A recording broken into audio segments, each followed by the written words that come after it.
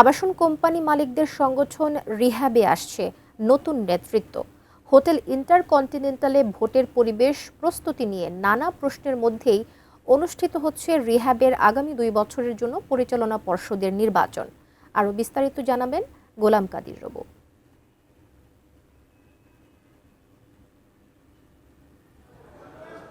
Vote শুরুর কথা ছিল সকাল 10টায়, কিন্তু শুরু হলো আরও প্রায় 40 মিনিট পর। সেজন্য নির্বাচনে অংশ নেয়া 3 প্যানেলের মধ্যে 2 প্যানেল লিডারই জানালেন ক্ষোভ আর অসন্তুষ্টির কথা। ছিল আরও কিছু অভিযোগও। আমরা গতকালকে সন্ধ্যায় যখন এখানে আসলাম, এসে দেখলাম সিসি ক্যামেরা নাই। সাথে সাথে ইলেকশন কমিশন অবহিত করেছি যে আপনি সিসি ক্যামেরা ব্যবস্থা করেন। উনি বলছে লাগাচ্ছি টিল নাও উনি বলছে লাগাচ্ছি, এখন পর্যন্ত সিসি ক্যামেরা লাগান নাই। আপনারাই বলেন সম্মানিত মিডিয়া করে ভাইয়েরা, যে যদি কোনো অকারেন্স হয়, আমরা চাই না কোনো অকারেন্স হোক, যদি কিছু হয় তাহলে এটার তথ্যপত্র পাবেন কোথায়? পোলিং এজেন্টদের অসুবিধা হচ্ছে। আপনি দেখেন ওখানে যে কিভাবে ভিড় হচ্ছে, যে পোলিং এজেন্টরা তাদের ঠিক দায়িত্ব পালন করতে পারছে না। তবে নির্বাচন পরিচালনা বোর্ড কিছু সীমাবদ্ধতার কথা স্বীকার করলেও দাবি করেছেন ভোট সুষ্ঠু হওয়ার।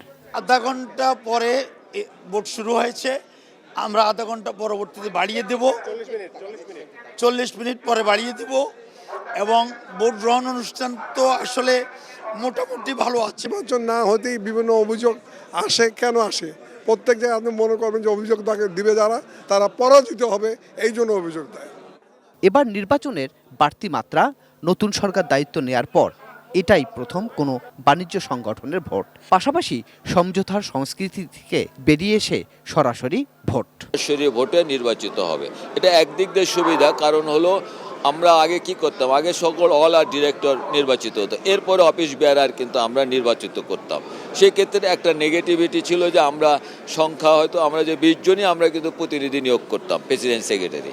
আর এখন আমাদের সম্মানিত সকল সদস্য ভাইয়েরা এই সুযোগটা পাচ্ছে যে তারা নিজেরাই প্রেসিডেন্ট সেক্রেটারি নির্বাচিত করতে পারছে।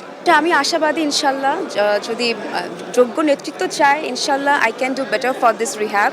কারণ সংগঠনটাকে আমাদেরকে সুন্দর করে গুছিয়ে রিয়েল এস্টেট সেক্টরটাকে বাঁচাতে। তবে প্রার্থীদের অভিযোগ, যাই হোক, প্রথমবার সভাপতি, সিনিয়র সহ সভাপতি পদে সরাসরি ভোটে খুশি তারা। সিসি ক্যামেরা নাই বা আরও যে অ্যারেঞ্জমেন্টগুলো থাকার কথা ছিল, সেই নির্বাচন কমিশনের কিছু সিলেকশনের ল্যাগিংস আছে।